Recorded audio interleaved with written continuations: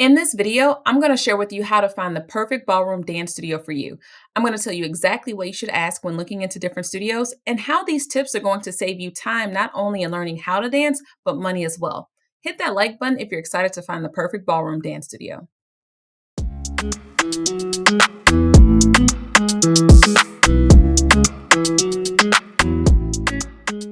What's up, beautiful dancers? Welcome to my channel, Black to Ballroom. I'm your girl, Crystal, and I'm here to give you the inside scoop on everything you need to know in order to make your ballroom journey successful. So today, I kind of want to talk to you guys about what I wish that someone would have told me when I first started dancing, just so I can kind of really take in what was coming, right? I just kind of want to know what am I getting myself into? Everybody wants to know that.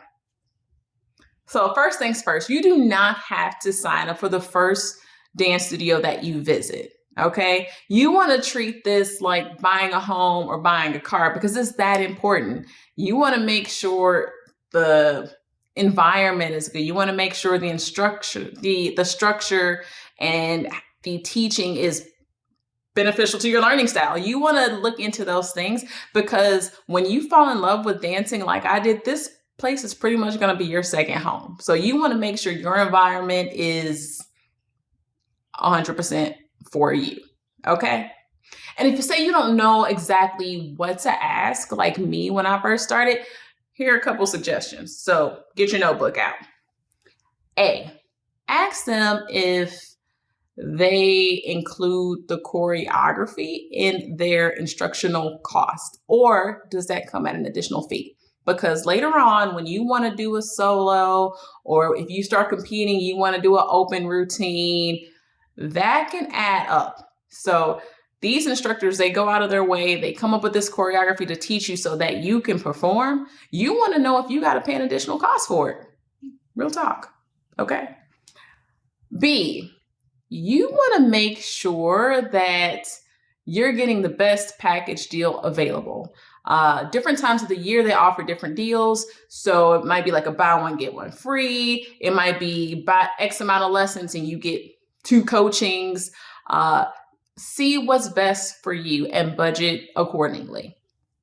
And then C, you want to ask about the student progression and how they handle that in the studio, because that can be a time and or cost thing later in your dance journey. So what I mean by that is if you are thinking about competing later on, there are 3 different levels within ballroom competition. There is bronze, silver, and gold, all increasing in difficulty as you progress. So some studios are more syllabus driven. So you have to complete all of these steps within the syllabus of each level before you're even allowed to progress, no matter how fast or how slow you learn that material, which can add up in cost and time.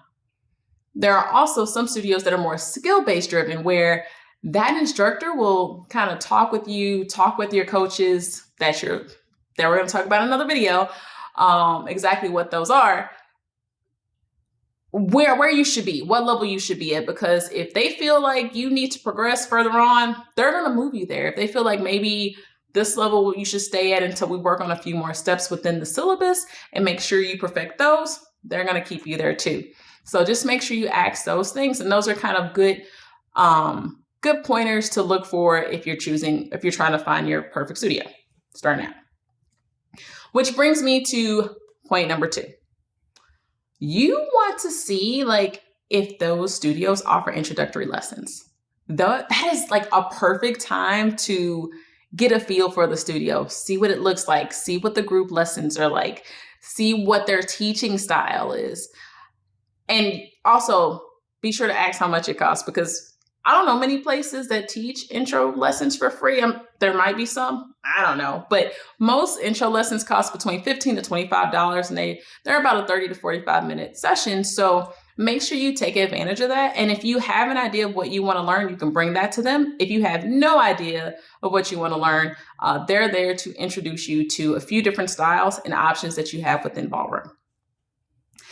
Number 3, I'm going to say to take advantage of those group lessons. Okay, a lot of times, like I said, when you look into those packages, some of those include group lessons. So make sure you check those out. They can be a really good tool and resource in order to practice those steps that you just learned when you're one-on-one. One-on-ones are very expensive, so trying to take advantage of those group lessons are a great tool.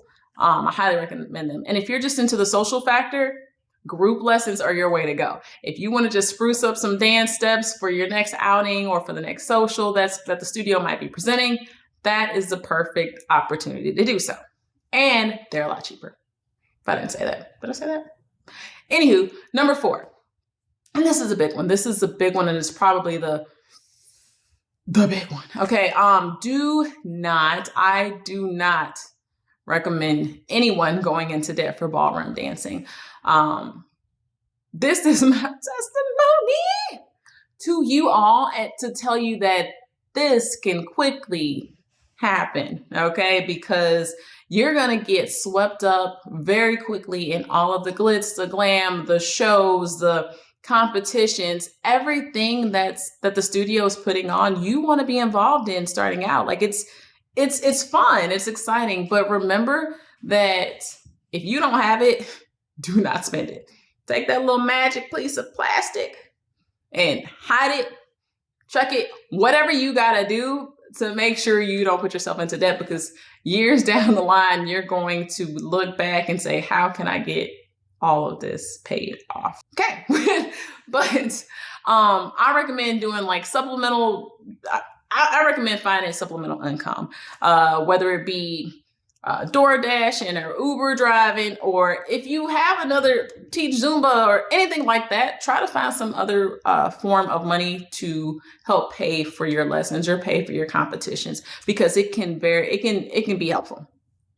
And lastly, with all of this information that I'm giving to you, have fun and remember why you started. Okay, so you found that perfect studio, you're ready to dance, and now you just got to think about, how do I prepare for my first lesson? Check out my video talking about everything you need to know for your first dance lesson and how to prepare. And we'll talk about that.